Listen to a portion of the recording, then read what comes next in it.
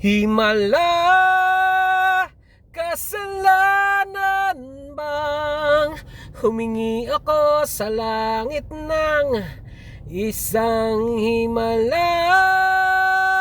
Kasalanan bang humingi ako sa langit ng isang himala?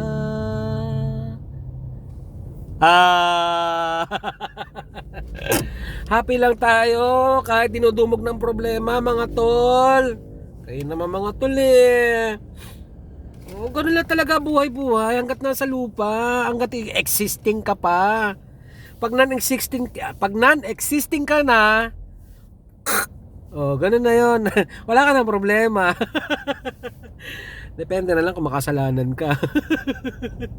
Aray ko. Okay, mga tol, kamusta mga balita nyo? Share nyo naman, mga tol. High blood ba? Ano pa? May gout ba? Present. Present.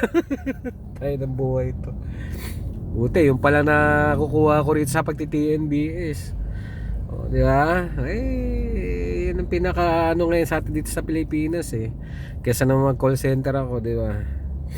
Dito, okay din naman. Yan ang advice ko sa inyo, mga tol. Kesa nakatambay sa bahay, mag-drive kayo. Paanabangan yung mga lisensya nyo, no? Mag-upload kayo ng mga TNC, Transport Network Company, na hinahantay kayo. Di ba? Wala eh, ganoon talaga eh. January, February, hanggang March yan. Nga. Tapos yung yung ratings pagtitripan pa. Kawawa, pucha yan. Mga tol, ha, yun lang. Buhay ito. Nakukuha ko pang tumawa. Nagpapatawag na nga ako kay Papa eh, sa taas. Sa father ko. Pa, baka naman, hirap na rito. Pa, please. Ingat mga tol, yun lang, ha. My advice is patience. Patience is a virtue. Ha? Tandaan nyo yan, ha. Kasi pag walang patience, nako, nakapaloob na sa'yo si Mr. Satan.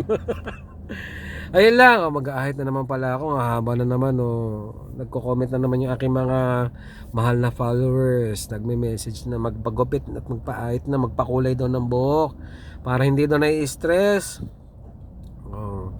Wag daw magpaputi ng mga buhok kasi dagdag daw yan sa stress. Stress ka na nga dahil nga namumuti na yung mga buhok mo kung saan.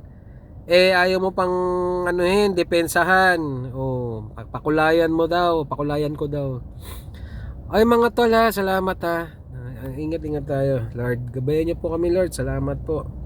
Alaman po namin kay Lord. Ingat mga tol. I love you all.